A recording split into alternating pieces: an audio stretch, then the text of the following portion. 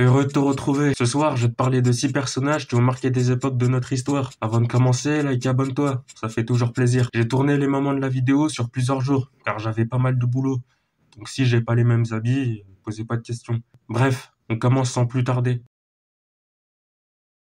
The Dark Knight. Ce soir, je vais t'expliquer la légende du Chevalier Noir. Issu de la littérature anglo-saxonne, ce combattant se démarque par son style unique. Pour rentrer dans les détails, ce chevalier est indépendant et n'obéit à personne. Concernant sa réputation, elle n'est pas stable. Certains le définissent comme un justicier mystérieux, d'autres comme un mercenaire qui agit pour l'argent, ou comme un ancien chevalier banni de son village d'origine. Lorsque tu aperçois cet individu, tout est fait pour qu'il attire la peur. Il est tout en noir, y compris ses armes, et certaines légendes disent qu'il revient volontairement des morts pour faire couler le sang. Après, le chevalier est connu pour faire des duels à mort contre d'autres chevaliers aguerris, et il n'épargne personne. Évidemment, personne ne sait qui c'est, et sa légende a très bien déteint sur notre époque. Que ce soit avec Batman, Zoro, Dark Vador, il restera inoubliable.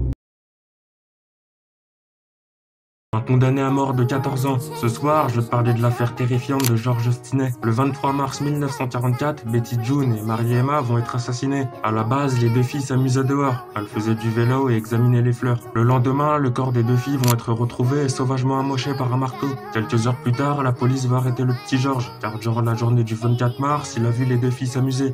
Mais ils ne se sont pas parlé. Il se fera interroger brutalement, sans avocat ni parents. Et la police va tout faire pour lui faire cracher le morceau. Il avouera sous la pression, alors qu'en vrai ce n'est pas lui qui a commis ces meurtres. Avant de continuer, il faut savoir que le racisme est très présent à cette époque, et vous allez vite comprendre pourquoi. Le 24 avril 1944, George va avoir un procès truqué. Les juges seront tous blancs car les noirs n'avaient apparemment pas le droit d'être dans la salle, et le plus choquant c'est que son procès va durer moins de 10 minutes. À peine arrivé, il sera condamné à mort, à 14 ans seulement. Bien sûr, son avocat n'a rien fait durant le procès, et la limite enfoncée. Le 16 juin 1944, George va être mis sur la chaise électrique. Et ce qui est le plus choquant, c'est que ces ne l'ont pas tué en une fois. Ils lui ont donné plusieurs décharges électriques pour qu'il ait mal. Et ensuite, ils l'ont fini. Pour conclure, le 17 décembre 2014, les charges contre George Stinney vont être abandonnées, car l'enquête a prouvé que ce n'était pas lui le coupable dans cette affaire. C'est vraiment honteux. Mais bon. La thèse de l'effacement. Ce soir, je vais te raconter l'histoire d'Hannibal Strauss. Pour être plus précis, cet homme a résolu des secrets qui semblent sans réponse. Que ce soit sur la théologie, pourquoi nous sommes sur Terre, ou qu'y a-t-il après la mort. Ça, c'est sur quoi s'est penché Hannibal. Pour être rapide, il commence ses travaux dans les années 1896 et fera plusieurs expériences et théories qui vont vraiment déranger le gouvernement américain. De ce que je sais, ils ont commencé à surveiller Hannibal lorsqu'une personne l'a dénoncé aux autorités locales, en pensant qu'il était fou. En 1900, soit 4 ans après le début de ses recherches, Hannibal va enfin trouver les réponses à ces questions complexes. Et il avait l'intention d'écrire un livre pour que ses descendants sachent le pourquoi du comment. Mais du jour au lendemain, plus aucune nouvelle. Lorsque ses proches se sont rendus chez lui, sa maison était déjà habitée par de parfaits inconnus. En fouillant dans son laboratoire, ils ont trouvé un papier avec un message disant: Si tu découvres pourquoi, la mort viendra te chercher. Après quoi, les théories vont s'enchaîner. Certains pensent que le gouvernement y est pour quelque chose, tandis que d'autres pensent qu'il est juste devenu fou après avoir découvert la vérité ultime. Mais ce qui m'intrigue, c'est qu'il y a plusieurs personnes comme Hannibal, qui ont fait des travaux pour découvrir la vérité ultime et qui ont tous disparu à 100%. Quand je dis 100%, c'est qu'il n'y a plus aucune trace d'eux. Et tu peux taper leur prénom sur Google ou tout ce que tu veux, t'auras aucune réponse. Le seul moyen de savoir qui c'était, c'est les livres anciens. El Presidente.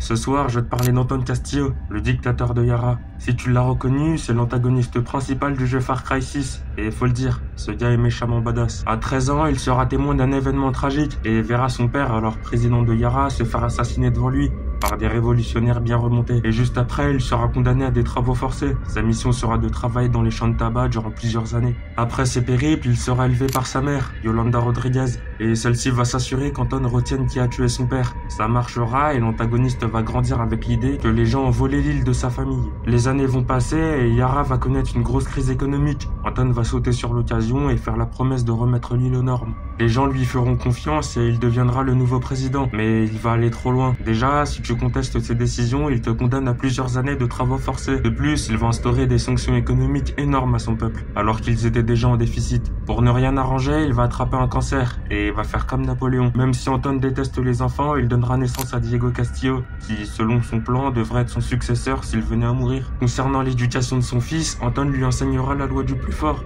et lui fera bien comprendre qu'il déteste le mensonge. À cause de toutes les actions violentes d'Anton, une révolution connue sous le nom de Libertad va voir le jour. Et c'est Juan Cortés et Clara Garcia qui la dirigeront. Ils seront aidés par 3 groupes, la Moral, les Montero et les Maximas. Évidemment, ils vont réussir leur révolution, et Anton va se suicider plutôt qu'être condamné pour ses actes. Après, pour beaucoup plus de détails, n'hésite vraiment pas à jouer au jeu, il est génial.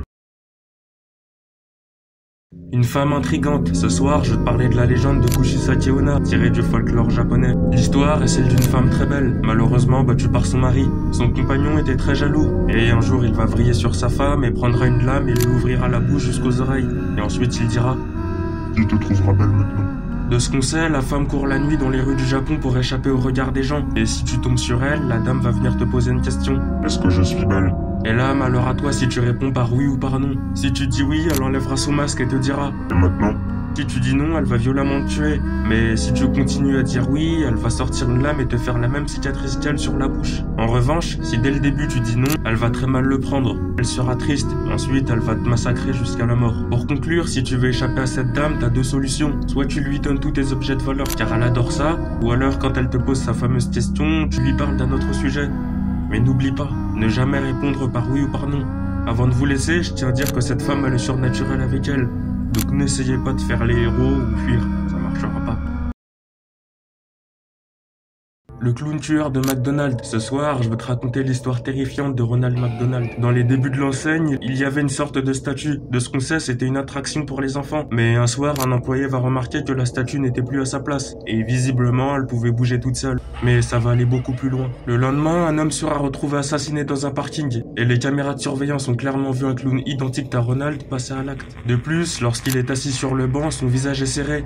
Et il suit du regard toutes les personnes qui rentrent dans le restaurant. En gros, la journée il reste calme, mais la nuit c'est une bête assoiffée par le sang. Ce qui est chelou, c'est que les témoins l'ont entendu murmurer des choses pendant qu'il faisait la statue. Et gare à toi si tu te moques de lui ou tu passes trop longtemps à le regarder dans les yeux. Premièrement, si tu rigoles sur lui, il ne va rien faire le jour. Mais pendant la nuit, désolé de te le dire, mais il va te tuer. Et si tu le regardes trop longtemps, il va te hanter pendant plusieurs jours. Et ça sera impossible pour toi de fermer l'œil. À cause de tous les meurtres qu'a fait Ronald, beaucoup de légendes se sont créées. Et inutile de te dire que le gars est immortel. Ils l'ont brûlé, démoli, explosé. La statue est toujours revenue. C'est la fin de la vidéo. J'espère que t'as aimé les histoires et dis-moi ce que t'en penses en commentaire. À plus.